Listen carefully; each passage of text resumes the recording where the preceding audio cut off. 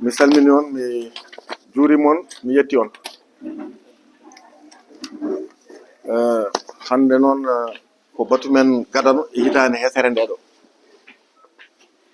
caggal nde jettuɗen Allah e nelalmo e juurde e jinnaɓe men eɗen jiiɗa fuɗɗade batu men mais ko adi fof ko ñaganade goto fof hitande hesere nde ɗo Allah waɗanen hitande moƴƴere hitande jaam hitande sutura hitande cellal goto fof ne haaju mum humtoto ha Allah fewnan ɗum ko yiɗi ko kadi e jarnude enen fof darde men e nder commune he yidde yo gueɗɗe no fotata yaarude ni yaara noon hande noon eɗen jogui koɗo woni sous préfet ko wiyete ko Mamadou Ba ko kanko woni sous préfet lomtiɗo Cheikh Sadibou Camara ko neɗɗo kañumne gondunoɗo e men newinoɗo ballalnoɗo men e ligguey men oɗo ne guila ari darde mum aussi famɗani hen kala komin poti waddude hamin mbadda e dow jaam e sutura kanko adjoint ji makko e chef de service aji o jogui ɗi foof eɗen ñagonomo eɗen mbiyamo bisimilla makko eɗen ñagonomo kankone yo Allah waɗanmo jaam wannamo ɓuural e sutura ha ko yiiɗe arrondissement o yetto fandare nde yiɗde nde wawa yettade ko wiyete ko Mamadou Ba gandiron noon ma o ƴettoye konngol kadi ko mbeɗa sikki mo wawa haalde hen pular yimɓe mbawa famde ko widemo tan kanko ne bisimilla makko e nder commune o donade maaɓe men yaaɓe ñawɓeɓe Allah sellin ɗum e dow jaam heddiɓe ɗo ɓe Allah waɗan ɗumen jaam ko toɓɓe nayyi noon joguiɗen hande ordre du jour men bon somi ko adi foof noon haade men haalde ordre du jour o Tafa waɗat appel o ƴeewa taw en dañi quorum eyyi Tafa tu peux procéder à l'appel nominatif des élus pour vérifier si le quorum est atteint. Oumar Ba présent. Bocar Diallo. Bocar Diallo. Kardiata Ba.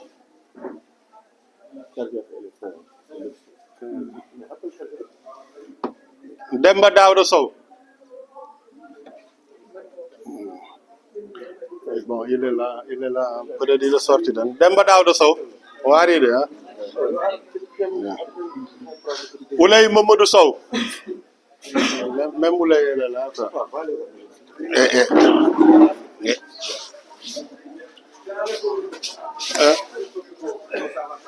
Hein? Ah.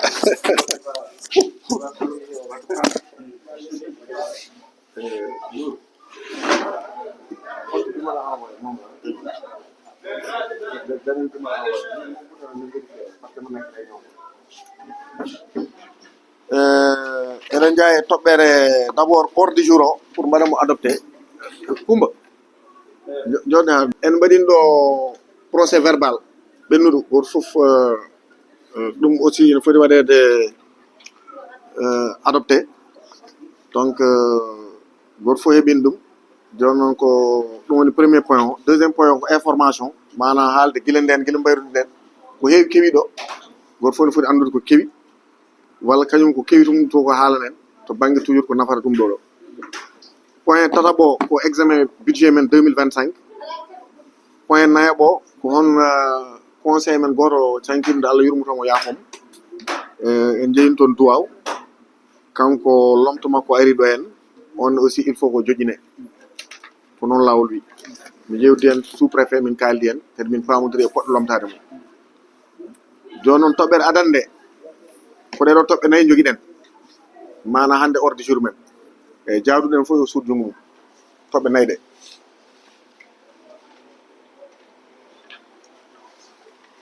holmo yadani en hol gonɗo hakkude donc ordre du jour adopté Moustapha alors toɓɓere adande ko lecture et adoption PV conseil municipal ɓennuɗo bon e yiyandam ɓaade eɗen ganno ko kaluɗen joguiɗo hen yiyande foof ko gandanɗa honko manqui en par ce que yimɓe tottirta ko yo janggo ɗum taw honko manqui en walla honko foti ɓeydede hen joguiɗo hen fof ne wawi haalde ɗum ɓurata yawlude golle men par ce que so wona ɗum kadi en ñawlat ɗo hen dal par ce que toɓɓere aronde budget o ɗum ɓuri wadde importance pour mbawen toguitade hen tan mbawen yaade hen toɓɓere adande donc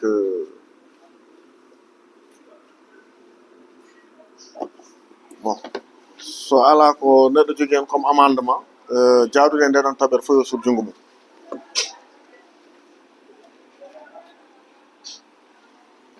holmo yaadani en hol gonɗo hakkude donc le premier point a été adopté hein Moustapha ouais hein? Bon on va prier après bon o yen mbaɗ duwaw hein mbaɗen duwaw yewtere nde ko information nden wattaki ko kabaru tan min kalan toon ko guila yimɓe gonɗo hen ko jaaha e ko ɗumina foof toɓɓere adinde foof pour paamen préfet vous comprenez le pulaar donc dëgg ma comprendre s'il y a des choses voilà donc pour le premier point woni toɓɓere adinde ko audience foraine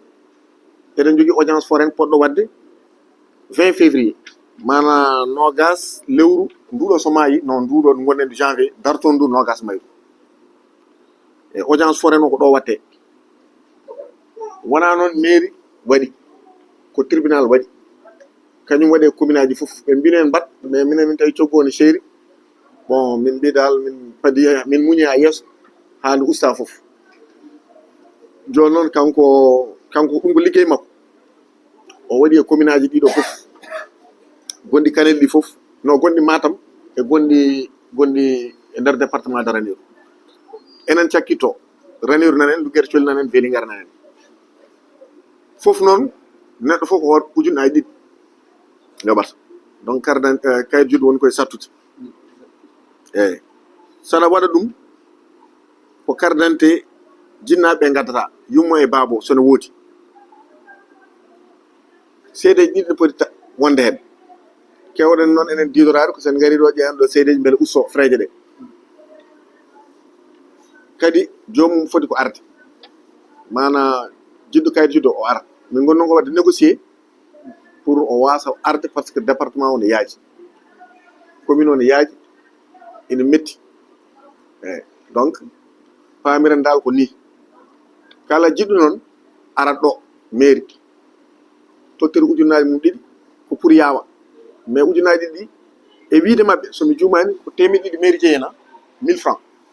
ujunere temedde jeetati nde kamɓe jeeyi eyyi pour paamen dal eyyi joni noon ɓe mbi ko kamɓe bindata kamɓe amasi tu leur demande de faire moins de bruit ou bien qu'ils sortent s'il te plaît yoɓe mbaɗa hen yo ko hen ɓe mbaɗata kamɓe gollo kamɓe bindata jugement ji mais mairie ndi windata requête aji mana neɗɗo so addi bagage mum ko mairie ndi rendinta min mbaɗa requête aji ha kewa min gadda après winde hay kanko ni kanko tottimi requête aji donc sukaɓe bindata ɗum woni kardiata équipe mum ɓe binda ha gasa fewne ha fewa dossier o fewne so ari wasa lelde so wona ɗum so ari o yettima ɗo ɓeyne mbino jooɓa ga ɗumine ga fewata kadi ko waɗa ko so ari kadi ma ɗum woni Ranérou ɗum woni Liguére ɗum woni partout o famiro noon ko potal joni noon kala jiɗɗo yo ar adana joni noon bureau ngone aussi waɗi réunir on ko haali en mana kala baɗowo ɗum ɗo wawa ɓurde kayitaji jeegom par responsable mana saɗa jogui kayitaji sappo e ɗiɗi a ƴaari neɗɗo goɗɗo ara déposant ma kayitaji jeegom par ce que on arnoɓe ɗo rawane gaddi yimɓe ha keewi mais sahaji kalat inde yummo e baabo won noon hewno jejjita so jejjiti waɗa erreur te kayit so boni ɗo tan ko probléme heddo wonta jeddi ala ko Samba mbino mami ko bacca caɗele joni noon jaggude jeegom ɗi ɓuri fewde mieux so neɗɗo wawi ƴettude ni so tawi à défaut a wawa sa ko min ɓeydi hen binda hen inde jomum hein mbaɗa hen duuɓi ɗi binda inde yummum binda inde babum ko an windata ha kayo heewa binda inde ma dow mbaɗa kardiata ba dow min ganda ko an addi kayo ko ɓeɗo tottuɗa min so juumuyi janggo ko kayo min duttoro min ganda ko an windi ɗo so tawi a wawa hadde jeegom e ha ɓurta pour wadde fade lor ɗum ko min ɓeyden ko gonga mbaɗin batu mum mais ko min ɓeyden ɗum par ce que mbeɗen honen ne jogo ha heewa taw mbawa addude donc e raɓɓikinade hay jeegom ɗi sa wawi windede kaye ma ɓeydu sellinde ɗum mais so tawi a wawa jeegom ɗi kam so addi aɗa wawi ine wawi nanguede aɗa wawi jaggude inde yummum e bamum mais no ɓurani min soɓe gari hayso kayeji ma hen mbaɗɗo hen winde beele jomum waɗa wawa andude ko kañum haalno e requête aji ɗi ma leer kono ɓurta jeegom sa felti ɓurtinde jeegom ƴeew kaye bindana hoorema ƴeewa kurko janngu mbiya ko Samba woni bammakko Rugi woni yummakko so tawi ko Rugiyata an andi tagi mbirno min nenam ko Rugiyata ga ko Rugiyatu so hay hanki mi namdi Demba ni holno inde maire o windirte pour holno min hooram parfois mi yejjitat inde maire o holno windirte wallahi hanki tan mi noddimo taw mbeɗa fewna certificat de résidence ranif gallo ne fewnami mbimo mi anda ko Rugiyatu mi anda ko Rugiyata noddumi Demba Sakho neldim carte d'identité o donc min tan min nenam tan mbeɗa parfois mbeɗa joomum ko Rugiyata ala Rugiyata pour paamen dal weeɓani donc ama sile an sa addi sappo e jeetati ma woɗɓe jagguɗa ma indu ma yejjid ɓi ciiɓi o yummakko no wiyete waɗa erreur bon mbeɗa mi ɗigginan ndeɗo point mais par ce que waɗni min caɗele rawane pour nde ɗigga donc s'il y a des points que j'ai omis pour les pour élève ɓe il faut daña certificat de scolarité kayit koliro ko janngo ɗum noon ko directeur o namdoɗa kañum tottuma est-ce qu'il y a autre chose? Je crois que c'est bon ça va c'est le point le plus important so yimɓe ngari noon yo ngandu kadi ko rang ñande jour audience o pour mballodire nen so wona ɗum so tawi goto fof wine ɗumin tan addata ko caɗele jiiɓaten walla addata ɗum ɗo adda frustration ngaji ɓe mbiya kañumen gadi ma altan moden gardien ngaji gonɗo kala garɗo ɓe totta ɗum jeton so ari totte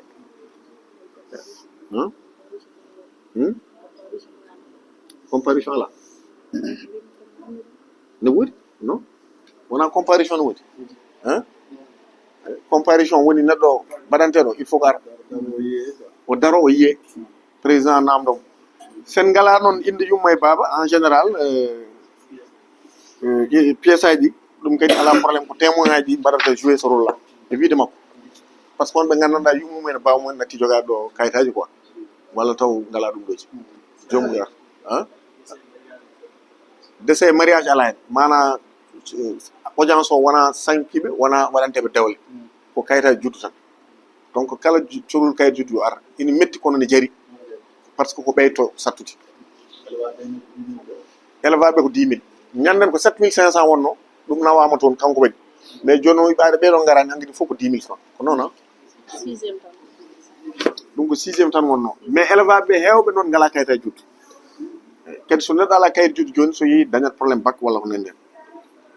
bon si vous avez des compléments après vous le dites après bon deuxième chose ko jeereji ɗi marché hebdomadaire o mo lumbol ɗo koko yiɗa kadi dartinede ƴeewen so tawi ne yaaha par ce que comme no mbirum ni luuma ka toujours ne walla yimɓeɓe so ngari ma autoji mbeɓ ma goɗɗum weɓ so ngari kadi ma mbaɗ kayitaji juddu mumen mbawa hoode taw mbaɗani caɗele par ce que gane metti arde parfois a arat ko joɓaɗa ko ne heewi ma loi moto ma mbaɗa foof ne heewi tampere donc pour ɗum ɗon noon ma en jewtide chef de village uji e amoji ɗi takkiɗo ɗi foof ɗo ha hojjolde en e partout kala coftude no wawi arde hen waɗe kadi périmètre o waɗe délimité mana to watte ɗo autorité ɗi kalne woni sous préfet en kalne kadi no wonde gendarmerie haalne waɗe arrêté aussi circulation ɗum ko maire waɗata pour ande holto yimɓeɓe potata rewde ko nenden bon so wawi dañede tarolde hen ɗum ɗo foof pour début kam ma sattu kono ɗum foof ne moƴƴi waɗe hen kadi pour le moment provisoirement yimɓene eɓɓi ñande aljuma nde par ce que ɓaade ɗo ne waɗi kañum juulal juma so yimɓe gari ma waw ɗuminde hen comme ça min mbaɗa min ndewa koyde salalatanaɓe ma manam min gabbo hen beele minen juulamen juma ne tekka quoi ɓaade kamɓe toon ɓe mbanno kadi ne wanno doole minen mbaɗɗum bon guurde no goɗɗodiri so toon waɗi ga waɗi hatta ɗum yaade ko eɓɓoji tan eɗen ƴeewa quoi bon ko heddi ko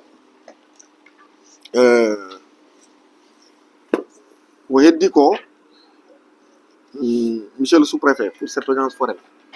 vraiment le prix est exorbitant ils sont à 10 000 francs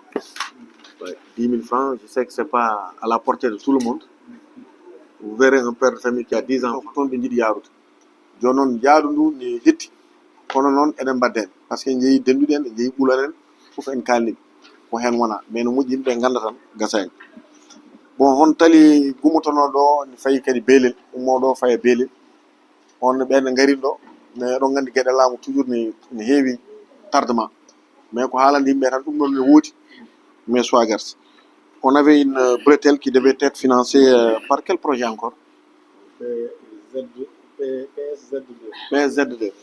Une bretelle de 18 km en latérite de Lumbol vers Belel.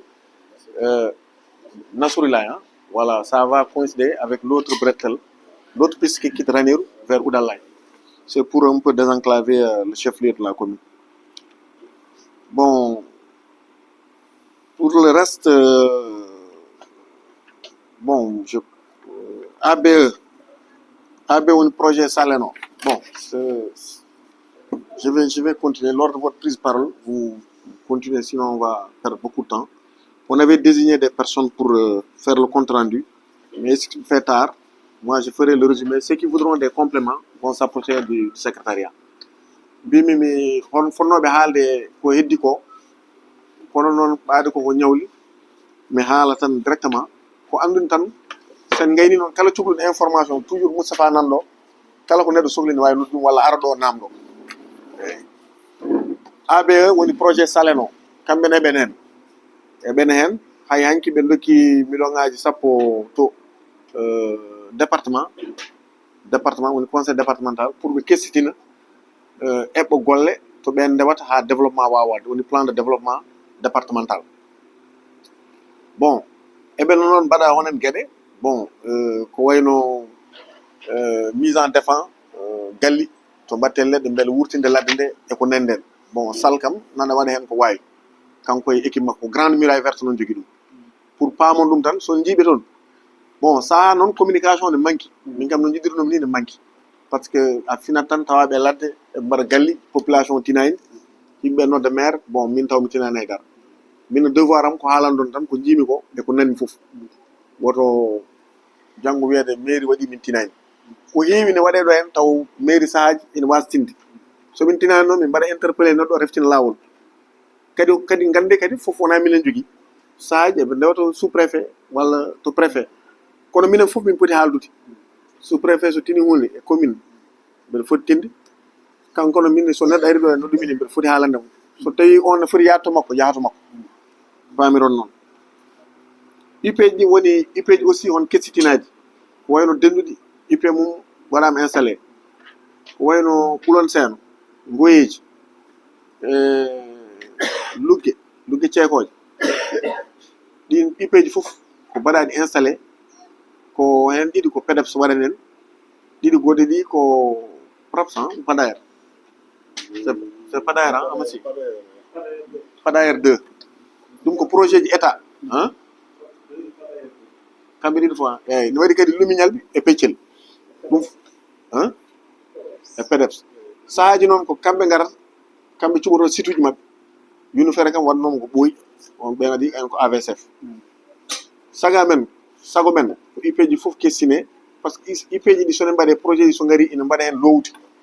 koyno galli en koyno magasin ngaji en nden ko ladde en ko ɗum tagui ɗum ɗo noon ko projet ji état e état o noon so ari suɓaji kamɓe cuɓonto koye mabɓe ɓe mbiya ɓe jiiɗi wadde intervenir ɓe dokka dalilu koyno ABE no yaari dendude ni ne watta toon gallol walla ɗano wiyete woynu makam par ce que honko ɓe jiiɗi rende ɗon ko mowaweji ɓe jiiɗa bona sahaji noon ko enen tan mbaɗata ko heddi ko ko goomuji en kalino cadre de concertation goomuji ɗi gandanɗa saaha fof waɗa yewtere e ɗum noon mi haalino sous préfet mbe ñaguima yo waɗen accompagné beele ɗum darne mais hammi jinnoɓe mbaɗen accompagné mamin jewtiden beele yimɓe ne jewtida par ce que yewtere nde ko ɗum tan nafata yimɓe par ce que ne heewi ko foti haaldede haaltaki bon neɗɗo jogoto forage watta baatu jogo comité de santé watta baatu jogo goɗɗum e goɗɗum watta baatu bon maire noon wawi ko so waɗama installé par ce que min mi watta installé ko sous préfet waɗata installé c'est le sous préfet qui installe certains organes notamment les UP les CDS et autres choses souvent on note des dysfonctionnements parce que l'exécutif en général ne convoque pas de réunion et les populations souvent sont frustrées par rapport à la gestion. Je leur ai dit, par rapport à ça, on va instaurer, parce que le code nous nous permet de mettre sur pied un cadre de concertation au niveau communal. Maintenant, s'il est possible de le faire dans chaque zone, ce sera un cadre qui va permettre des échanges et comprendre ce qui se passe dans ces différentes entités. Donc, non, so nden waɗi jonguru maar haalde yimɓe namdi noon ko moyen par ce que ça noddi batu a hokkata yimɓe bottade no gardi no jaari weeɓani kadi ko joguiɗen ko wona ɗum toon foti faarede eɓɓo gonnan ɗo miijo gonnan ɗo mbeɗa sikki eko moƴƴi par ce que yewtere kam ko lelawal ɓernde goto fof ma andu ko yaate jinnoɗo sababu fof ma wi a minen de min mbaɗi badu jang hanki comité o ne jogui kalis comité o ala poɗɗe ɗe ko mankude goto fof anda surtout onon conseil ji son gandi tan ma won ko ɗum nafi kono mbimi noon namdi ko moyen kewɗo e pellital e ɗumin par ce que commune aji men ɗi e so leydi ndi fof hande toujours ma haali ko probléme de ressources humaines tant que yimɓeɓe daraki hen ko heewi yahata tant que yimɓeɓe paamani ɓe jaaɓi kadi ɓe paama ɓe naata hen toujours en dañat probléme aji ɗum tagui noon ene moƴƴi toujours yimɓeɓe mbawa wattude hen hakkille e ɗiɗon cadre ko dernier point rappel au chef de village bon les chefs de village uji aussi ne mbawi il y a des carnets de village et les ramener souvent même il y a les témoins en tout cas si vous pouvez plaider en notre faveur auprès du gouverneur pour qu'il parle aux autorités judiciaires pour nous permettre au moins de rabaisser le prix voilà mbiyatno momi ko audience forêt no ceeri yo wallen gouverneur to sono wawi wallude en ɗum haalde toon beele ɗum usto ko ñaago noon par contre sa yeehi tribunal elle ko ujunere eko fawi eyyi mais ɗum kadi saɗa a nawrat seedeji ma nawra foof wa jafude Nourou je suis en réunion de le foncier mana leydi ɗi information goɗɗo ok toɓɓere heddinde ko affaire leydi en mbaɗino ɗo lotissement ji yunu fere lumbol e modi kellol mais Allah waɗi nde ɗum gasat nde taw sous préfet Camara yeehi kadi wonno ko ma waɗe en garino kam presque fof gasino kettino tan commission mbaɗo attribué o tottirowo galleji o ina wonde nayde sous préfet pour approbation service aji technique ɗi ɗo poti tawede ko wayno urbanisme en cadastre ɓe gara ɓe tawa donc ɗum noon aussi ma en mbaɗ ɗum joguiɓe demande uji fof ne mbawi continde wadde ene mbawi wadde continde par ce que ɓe anda en tout cas ko adiɓe keɓoto ko sakkiti ko kadi ganden ko ɗum sakkiti sur ce troisième point là c'est les alignements de Lumbol Samba pour Younou Ferré et de Touré on avait presque fini la procédure mais il nous restait juste la commission d'attribution la mise en place de la commission d'attribution qui au-delà de la municipalité va comprendre le service de l'urbanisme, du cadastre et peut-être même voilà ces deux fondamentalement des impôts et peut-être un représentant du sous-préfet. Donc on a déjà pris l'arrêté. On doit incessamment convoquer une réunion dans ce sens-là. Bon, malheureusement, ça a coïncidé avec le départ du sous-préfet Camara. C'est pourquoi on a arrêté ça. Mais on vous fera parvenir tous les dossiers et on va s'entretenir sur ça pour comprendre les tenants et les aboutissants. Au besoin même, vous pouvez interpeller le chef de service de l'urbanisme, qui était impliqué à la fin, parce qu'il est venu récemment. Mais simplement sur le foncier, nous avons beaucoup de dossiers au niveau de la sous-préfecture qui n'ont jamais fait l'objet d'approbation. Ouais. Et souvent, c'est dans les zones de terroir, comme Lumbol, etc. Le sous-préfet avait instruit les eaux et forêts qui ont fait déjà les démarches. Mais sur ce plan-là, on a carrément la pression de la population. Les gens se demandent, c'est leur droit par endroit. Mais souvent, il y a des... Voilà, on est tenu d'expliquer là-dessous. Par contre, les dossiers, les projets de l'État, souvent, ça ne tarde pas. Mais c'est les individualités, ceux qui veulent avoir des puits, comme le cas de Aliou Dewoy, hein, voilà, comme son cas. Je pense que c'est bon que je le rappelle ici, parce qu'il m'en veut. Mais moi, ce n'est pas de ma faute. Parce que j'ai déjà fait le dossier, j'ai envoyé ça au sous-préfet, il reste juste l'approbation. Mais peut-être ça, après, on va en discuter. Ou bien, lors de votre prise de parole, vous allez peut-être nous donner des choses. Bimi koko faare leydi kalanum sous-préfet mbimon dossier ji kewɗi mbaɗama ɗo hen guilay boyni guilay galleji guilay guese fof nana nawnom to sous-préfet enen conseil municipal poɗen wadde ko en mbaɗi par ce que neɗɗo kadi to doole mum hay ɗo ko ɗon tan haadata eɗen jogui hen gueɗal sous-préfet ne jogui hen gueɗal mana enen batten ko adoption yimɓeɓe jaaɓi joni noon to sous-préfet to kañum ko kañum jamirta fof feewi waɗi sous préfet jaaɗo noon waɗino enquête o neli hay foreji eyyi mi haali noon yeeru woyndu par exemple woyndu alidde woyndu ko hen donc nawanomo toon joni noon ko ɗum ñaagui moom mbimon so gayni en so tawi mo wawi wallude men ɗum ɗon hesitine bon min mi laɓinata hooram tan ɗo quoi beele goto foof anda min ala ko jaggumen foof noon ko toon woni so gasi tan mi tottat jomumen ina moƴƴi noon mi laɓɓinɗo hooram e yeeso makko beele ande wona to banggam kala ko wonno projet état kayitaji mumen jalti mais yimɓeɓe individuel o ɓe keɓani te souvent ko nokkuji ɗi gandanɗa ina foti yamirede joni noon kanko ɓaɗo ari mamin jodde min jewti hen jombani Allah waɗen sutura hankkadin taw camara nde yaade nde hankkadin taw seɓiti gandiron noon bon ko heddi ko les coopératives nous avons un projet de coopérative au niveau de la commune. On est accompagné par le service de l'agriculture. C'est en bonne voie. Et simplement, on a des difficultés sur le plan du maillage, mais aussi sur le plan des moyens. Parce que la commune est extrêmement vaste. Mais on espère qu'on va reprendre le dossier. Et on est bien accompagné par Ba, le chef de service de l'agriculture. Bon, coopérative on mbi mi eden hen ko ba walla ten coopérative o ne aussi coopérative gayna uji mabbe ko podbe yobde parce que yimbe be podi yobde e chef village podi daraden abdoulen parce que joni be jogi salaire uji no way waade fof den alam joni be haalde sous préfet be haala affaire pourcentage o lumti dum presque ko be dañata ko remise o presque ko dum lumti dum parce que ndena dañata nay dara joni hitande fo daña so temder ujunere te remise so ari no ɓurta hay ujunaje jeegom wadde yo ɓeydo daraden e jaggugol lempogol so yimɓe ɓe salimen aussi ko ruttade yimɓe tan kadi ƴeewen holno mbaɗirten kono ɗum ko responsabilité mabɓe eyyi ko wayno déclaration de naissance en sukaɓe jibinaɓe saliɓe jibinaɓe yummumen mbaɗani déclaré kamɓe pour wadde déclaré ko ɗum tagi ɓe totta ko ɓe totta ko pour ɓe mbawa dañde joni noon mi yewtide nane sous préfet min mbi somin mbawi so moyen dokki min mbaɗa séminaire pour wawde wadde sensibiliser joom wuroji e rôle uji mabɓe e responsabilité mabɓe ɓeydo addude kono sa andiniɓe ɗum il faut ko gandinaɓe ɓe joguiɓe aussi ko woni ligguey mabɓe beele so joom wuuro arema ganda ɗum ɗo kam kañum ko liggey mum donc kamɓe ɓe pamnet mais population aussi yo famde par ce que kamɓe soɓe paami tan ɓeene paamani soɓe gari ɓe mbiyata ko wona lawol donc il faut ko foof famne je disais sur ce dernier point par rapport au chef de village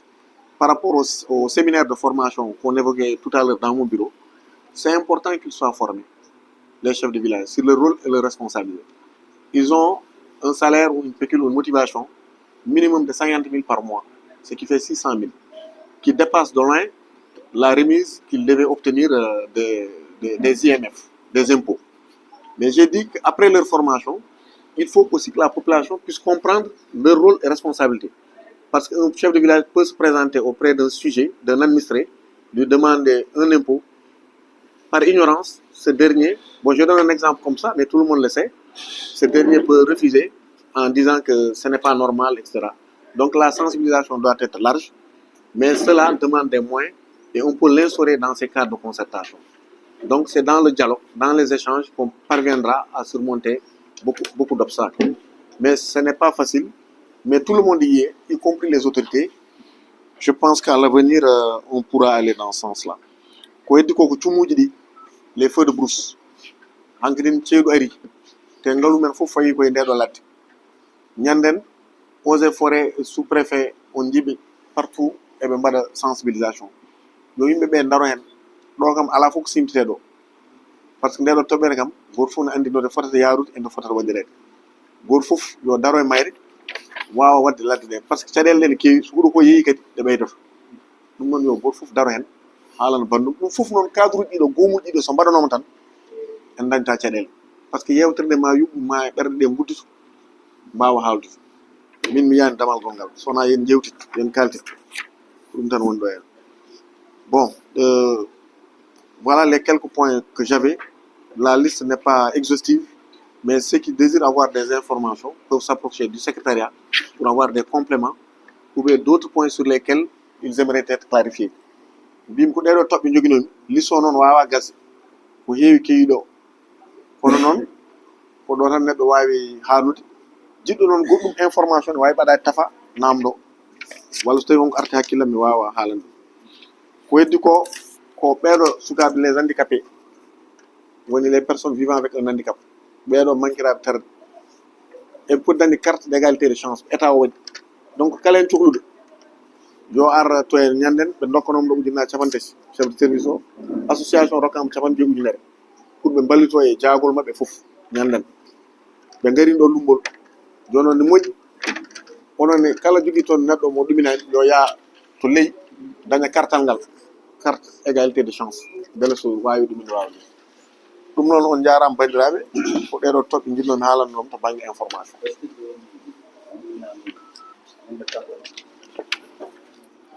IFRA gasi han Abdoul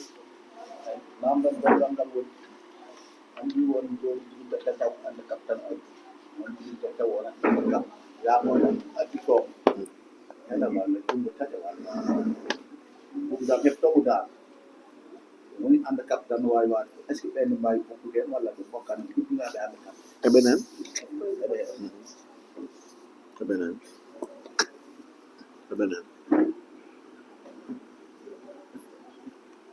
gasi ha voilà abou fat aminata abou daya mami nodde mami haala haaɓe gayno quoi ɓeɗo eyi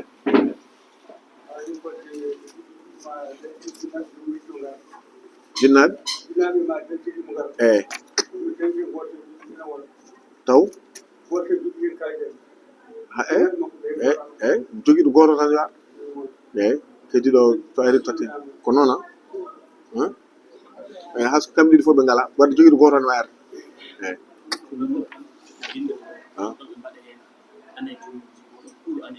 pour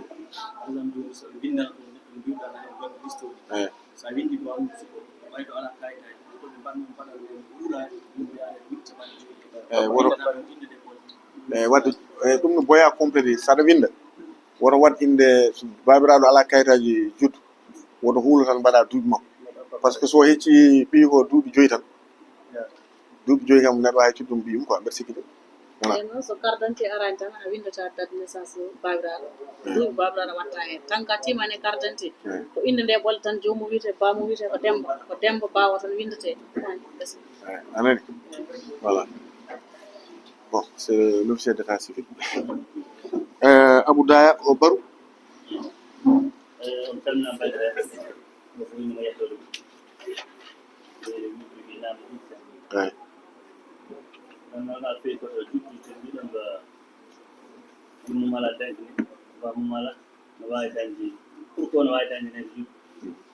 nde noon mbiɗo eyi mbiɗo jogui won ɓe kono selli eyi goɗɗo ɗum koto banggue ide patraluji kaaliɗoni to banggue nder ko ladde ko ɓiɓɓeji ɗi mbasi rokkede fodde majji kala min hay wawi min jejjunoyi neɗɗo goto kam so wi woto forata e kayit mo hoɗo forata ɗum kayit hoɗo so tawi forata ɗi fof rokka ɗum kayit fof andi hoɗo hoyi ko toɓɓire firta ippe hoɗo joom wuuro o garat ko kayit hoto poɗɗa kono tawi kayit tan koɗe ata welma tan gara ɗum itto kayit forta so mbadde mo ɗi mettude no fewi ne firta jaaki kone ɓe so mbadde ma ɗi mettude no fewi kam kam ɗo tanko peeji ɗi gasani ɓe gañ ɓay forta ɗum kayit mo jogui salo waɗa négocié alors wawa famine gay o yitti kono mais kam tamin mbi ɗum pour ɗum foore tan goto kono kadi tan ɗum foore kam jogui kayit foore ɗon doole mum goni on kadi min ɗon weeli ittade seeɗa pour au plan de gestion des UP ils ont un plan de gestion déjà établi plan d'occupation tout mais souvent ils sont surpris par des autorisations des agents des eaux et forêts qui demandent aux transhumants de s'installer n'importe où. Alors qu'il y a un plan déjà d'occupation. Il disait que normalement, celui qui veut s'installer dans l'espace de l'unité pastorale doit d'abord, en tout cas s'ils sont au niveau des eaux et forêts, les eaux et forêts doivent les associer dans l'installation. Parce qu'ils viennent jusqu'au niveau des mares, voilà, ils occupent les mares, toute la population est handicapée quoi, par rapport à... Donc plus d'implication par rapport aux eaux et forêts. Donc c'est une interpellation qui est... Hamid. Ouais.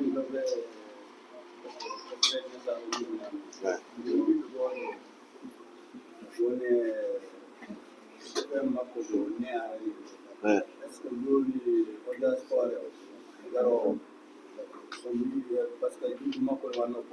Ouais.